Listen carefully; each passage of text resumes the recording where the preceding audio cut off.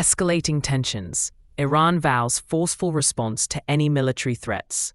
In a strongly worded message delivered through social media platform X, Iranian Foreign Minister Sayyid Abbas Araghchi has articulated a fierce stance concerning the sovereignty and safety of Iran, highlighting the government's readiness to respond decisively against any foreign aggression.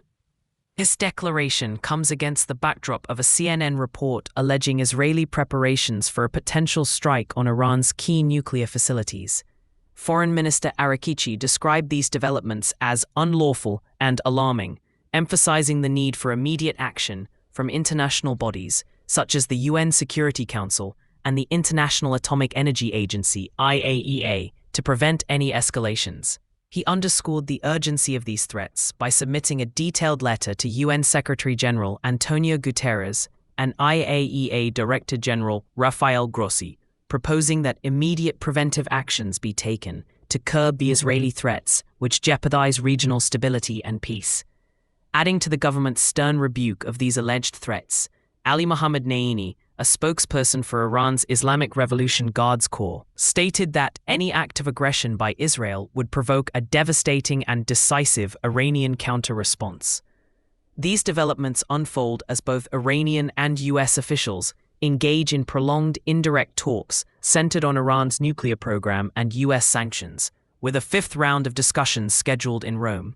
Amid these talks, there has been a steep tug-of-war with the US, pushing Iran to halt uranium enrichment entirely, an ultimatum that Tehran has persistently repudiated, arguing for its sovereign right to civil nuclear power under international law.